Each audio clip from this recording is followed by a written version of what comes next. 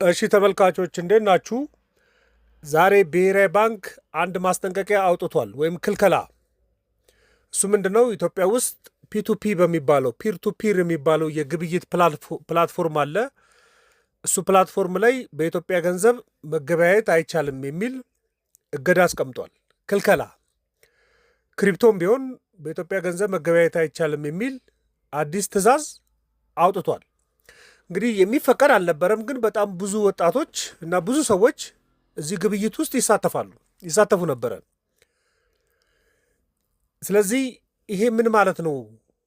ፒቱፒ ግብይት ማለት ምን ማለት ነው? ደግሞ ለምንድን ነው ብሔራዊ ባንክ ያገደው? ቀጥሎ ደግሞ ምን አይነት መፍትሄዎችን አስቀምጧል የሚለውን በአጭሩ የተወሰነ ሀሳብ ልሰጣችሁ ፈልጌያለሁ። ለመኖሪያና ለንግድ የሚሆኑ ሱቆች አንድ ላይ በመገናኛ የመዲናችን መሃል በሆነችው መገናኛ ከእስራኤል ኤምባሲ አጠገብ እንዲሁም ከሃይሌ ሪዞርት በቅርብ ርቀት ላይ ከባለ 1 እስከ ባለ 3 የመኝታ ክፍል አማራጭ ያላቸውን አፓርትመንቶችን በ660 ሺህ ብር ቅድመ ክፍያ ብቻ አቅርበንልዎታል። ለንግድ የሚሆኑ ሱቆች ነዋሪ በሞላበት ህንፃ ላይ ከ24 ካሬ ጀምሮ በ300 ሺህ ብር 10% ቅድመ ክፍያ ጀምሮ ቀሪውን ክፍያ የእርስዎን ፕሮግራም መሰረት አድርገው የሚከፍሉት ምርጥ እድል። በእኩል ሰዓት የሱቅና የቤት ባለቤት ለመሆን በ096921 1919 ይደውሉልን። መደላድሎች ነን። በምቾት ይኖሩ። እንግዲህ ይሄ ፒቱፒ የሚባለው የግብይት ስርዓት እንደ ክሪፕቶ አስቡት።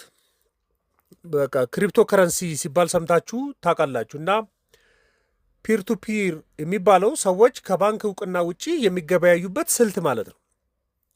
አንድ ሰው በጣም ብዙ ግብይት የሚከናወንባቸው አፕሊኬሽኖች አሉ እና እነሱን አፕሊኬሽኖች ያወርዳል። ምንም አይዲ አያስፈልገውም፣ ምንም የባንክ ሪኳየርመንት አያስፈልገውም፣ ምንም ፐርሚሽን አያስፈልገውም። ስለዚህ የክሪፕቶ ዋሌት ይከፍታል አንድ ሰው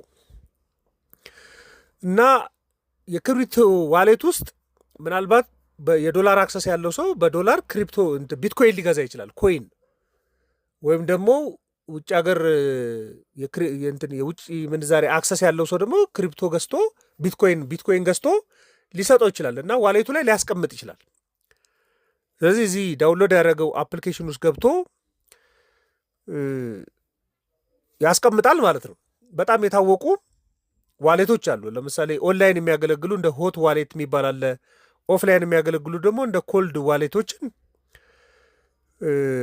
እንደ ቢያንስ በጣም የታወቀው ቢያንስ የሚባለው ፒቱቢ አለ። በጣም የተለመዱ በጣም ብዙ ይህን ግብይት የሚከናወንባቸው አለ። ቪንሞም ይባላል። በጣም ብዙ አሉ።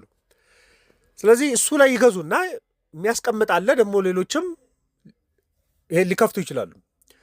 ስለዚህ እዚህ ፕላትፎርም ውስጥ ሁለት ሰዎች ይገበያያሉ። ገንዘብ እና ዲጂታል አሴቴ ቢትኮይን ሊገበያዩ ይችላሉ። አገልግሎትም ሊቀባበሉ ይችላሉ።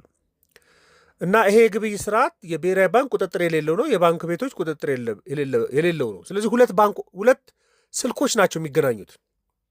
በቃ ሰዎች በኢንተርኔት በቃ ሁለት ኢንተርኔት ያላቸው ስልኮች ነው የሚገናኙት። ለምሳሌ እንደ በቀላል ምሳሌ ለማውራት አበበ የሚባል አንድ ሰው የክሪፕቶ ዋሌት አለው ብላችሁ አስቡ እና እሱ ላይ አንድ ቢትኮይን አለው ብላችሁ አስቡ። አሁን ባለው ዋጋ አንድ ቢትኮይን እስከ 1.5 ሚሊዮን ብር ድረስ ነው ወርዝ የሚያደርገው። ከዛ በላይም ወርዝ የሚያደርግበት ጊዜ አለ። ስለዚህ አንድ ምናልባት 30 ሺህ 40 ሺህ ዶላር የተገዛ ዋሌት ውስጥ አንድ ቢትኮይን አለው ብላችሁ አስቡ። አበበ የሚባል ሰው ቢትኮይን አለው ክሪፕቶ ዋሌቱ ላይ እና በዶላር ገዝቶ ያስቀመጠውና አንድ አስቴር ደግሞ የምትባል ሰው አለች ብላ አስቡና እሷም ዳውንሎድ አድርጋ አፕሊኬሽን ላይ ዋሌት ከፍታለች፣ ግን ባዶ ነው እና መግዛት ፈለገች። ለምሳሌ 100 ሺህ ብር ቢትኮይን ከአበበ ላይ መግዛት ፈለገች። አበበ ሙሉ ቢትኮይን አለው 1.5 ሚሊዮን ብር ወርዝ የሚያደርግ ቢትኮይን አለው እና በ100 ሺህ ብር ልገዛው ፈልጋለች እሷ እና ሳንቲም አለው። ሳቶሺ ነው የሚባለው የቢትኮይን አንድ ሳቶሺ 0.8 ጊዜ 0000 ብላም አንድ ብላችሁ ነው ዋጋው ይቆራረጣል ማለት ነው አንዱ ቢትኮይን እና 100 ሺህ ብር ከላዩ ላይ አንስቶ ሊሸጥላት ይችላል አበበ ለአስቴር እና ለአስቴር ምኗ ላይ ልክላታል? የከፈተችው የዋሌት አካውንቷ ላይ 0.000 የሚባል ቢትኮይን ይልክላታል። እሷ ደግሞ ለአበበ ያን 100 ሺህ ብር በባንክ አካውንቱ ትልክለታለች ማለት ነው። ብር የከፈለችው እሱ ግን ቢትኮይን የመጣ ዋሌቱ ላይ የነበረ ኮይን ይከፍላታል እሷ። አሁን ሁለቱ ከተገበያዩ በኋላ ብሎክቼን የሚባለው ከተገበያዩ በኋላ አስቴር የዛች የ0.000 የቢትኮይን ባለቤት ትሆናለች። አበበ ደግሞ እዚህ ኢትዮጵያ ውስጥ ባለው አካውንቱ የ100,000 ብር ባለቤት ይሆናል ማለት። ይህም በ100,000 ብር አሁን የተገበያዩት ነው ይቆም እያለ ያለው መንግስት። እንግዲህ አስቡት፣ አስቴር ለአበበ 100,000 ብር ከከፈለችው በኋላ ምንም ዋስትና የላትም። አበበ 0.000 የሚባለውን ቢትኮይን እንደሚልክላት ምንም ዋስትና የላትም። በእምነት ነው የሚገበያዩት። ዋሌት የሚከፍቱት እንደፈለጉት ነው። ለምሳሌ እንደ ዋጋው አይተው እንደ አገልግሎቱ በጣም ብዙ እንደ ቢያንስ የሚባለው የፒቱቢ በጣም የተለመደው አለ። እንደ ዋጋቸው እንደ አገልግሎቶቸው ሰው መርጦ ነው እዛ አካውንት የሚከፍተው። ህጋዊ በሆነው ሀገራቶች ላይ ግን እንደዛ አይደለም። አስቴር ለአበበ አይደለም ቀጥታ የምትልክለት። አንድ የሚዘጋጅ ቢያንስ የሚባለው ፒቱፒ የሚያገበያየው ለምሳሌ እሱም ብንወስደው ያዘጋጀው አንድ ፕላትፎርም አለ፣ ስክሮ የሚባል ፕላትፎርም አለ እና ስክሮ የሚባለው መካኒዝም ውስጥ ስክሮ የሚባል አካውንት ይከፈታል። ስለዚህ ልክ አበበና አስቴር ሲስማሙ አስቴር ገንዘቡን የምታስገባው የትኛው ነው? በኢትዮጵያ ብር እዚኛው ላይ አይቻልም፣ ግን ስክሮ የሚባለው አካውንት ውስጥ ታስገባለች። ይሄንን ግብይት የሚያከናውነው ፕላትፎርም አበበ ለአስቴር የሚሆነውን ያችን የቢትኮይን እስኪያስቀምጥ ድረስ ኮንፊርም አይደረግለትም። ልክ ሲያስገባ አስቴር ኮንፊርም ስታደርግለት አበበ እዛ ፕላትፎርሙ ላይ 100,000 ብር ወርዝ የሚያደርገውን ዩኤስዲ ያገኛል ማለት ነው። በእሱ አግባብ ነው የሚገበያዩት። ሪጉሌት ያደርጋቸዋል መሀል ላይ። ስለዚህ አስቴር ቢትኮይን ታገኛለች፣ ሴኪር የሆነ ቢትኮይን ታገኛለች በዚህ በፕላትፎርሙ በኩል።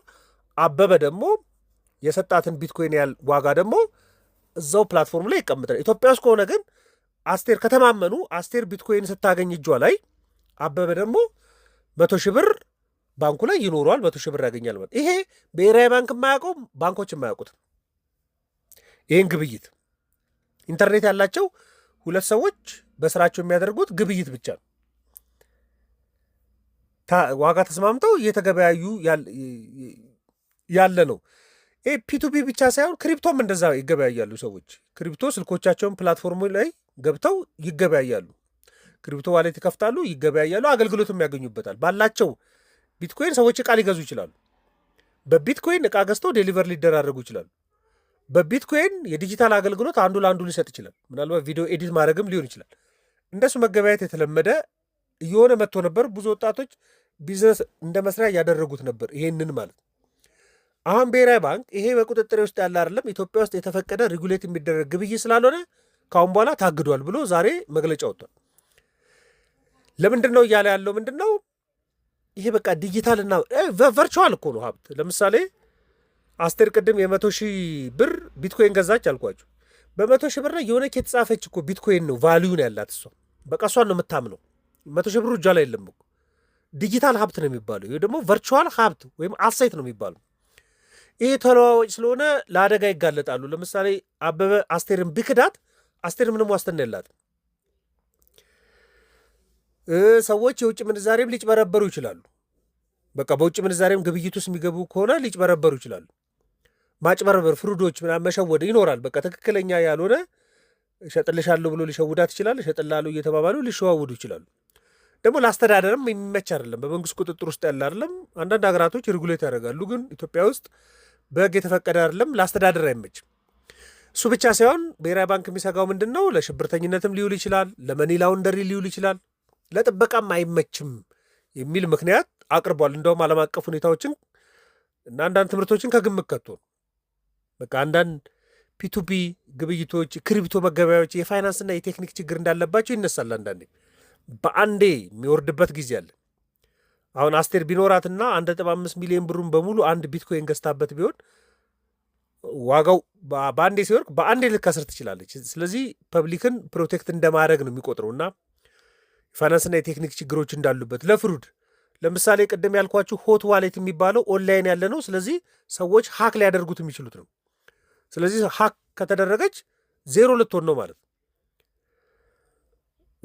ገንዘባቸውን መጠቀም አለመቻልም ይመጣል። አንዳንዴ የሲስተም ችግር ስለሆነ ሶስተኛ ወገን ላይ ያለ ጉዳይ ስለሆነ ገንዘብ መጠቀም አለመቻል።